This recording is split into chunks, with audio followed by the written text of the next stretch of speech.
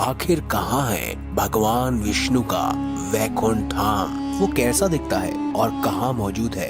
क्या वो धरती पर है या फिर स्वर्ग में? चलिए आज के इस खास वीडियो में जानते हैं। आप देख रहे हैं द भक्ति। द भक्ति में ही असली शक्ति। अगर अभी तक आपने हमारे चैनल को सब्सक्राइब नहीं किया तो देर किस बात की, सब्सक्राइब जरूर करें।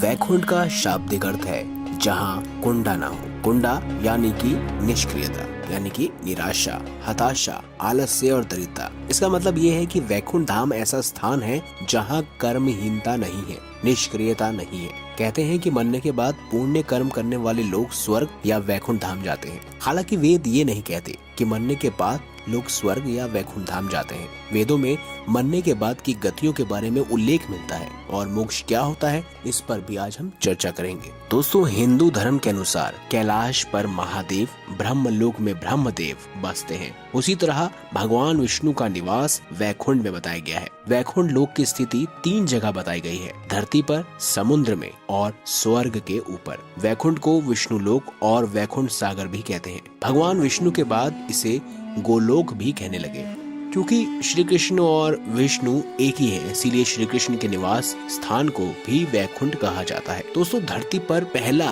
वैकुंठ धाम कहाँ कहाँ है चलिए जानते हैं। धरती पर बद्रीनाथ, जगन्नाथपुरी, द्वारिकापुरी को ही वैकुंठ धाम कहा जाता है। चारों धामों में सर्वश्रेष्ठ हिंदुओं का सबसे पावन तीर्थ बद्रीनाथ नर और नारायण पर्वत श्रृंखलाओं से घिरे हैं। अलकनंदा नदी के बाएं तट पर नीलकंठ पर्वत श्रृंखला की पृष्ठभूमि पर भी यह स्थित है। भारत के ऊपर में स्थित यह मंदिर भगवान विष्णु का दरबार माना जाता है। बद्रीनाथ धाम में सनातन धर्म के सर्वश्रेष्ठ आराध्य देव श्री बद्री नारायण भगवान के 5 स्वरूपों की पूजा अर्चना होती है, इसीलिए इन्हें भी वैकुंठ धाम कहा जाता है। अब बात करते हैं दूसरे वैकुंठ धाम की।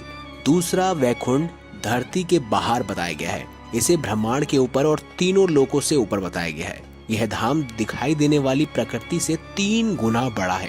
इसकी देखरेख के लिए भगवान के 96 करोड़ पार्षद तैनात हैं। हमारी प्रकृति से मुक्त होने वाली हर जीवात्मा इसी परम धाम में शंख, चक्र, गदा और पद्म के साथ प्रविष्टित होती है।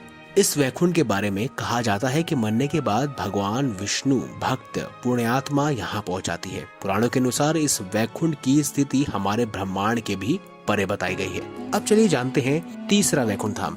भगवान श्री कृष्ण ने द्वारिका के बाद एक और नगर बसाया था जिसे वैकुंठ कहा जाता है। कुछ इतिहासकारों के मुताबिक अरावली की पहाड़ी श्रृंखला पर कहीं वैकुंठ धाम बसाया गया है, जहां इंसान नहीं सिर्फ साधक रहते हैं। माना जाता है कि यहीं पर श्री कृष्ण ने वैकुंठ नगरी बसाई थी। राजस्थान में यह खास पहाड़ नेत्रज्ञ दिशा से चलते हुए ईशान दिशा से करीब दिल्ली तक पहुंच जाते हैं। तो दोस्तों, सुने आपने कहाँ कहाँ 3 खास जगह मौजूद है वैकुंठ धाम। अगर आपको ये वीडियो अच्छी लगी हो तो वीडियो लाइक करें, हमारे चैनल को सब्सक्राइब करें और ज्यादा से ज्यादा शेयर जरूर करिएगा। धन्यवाद।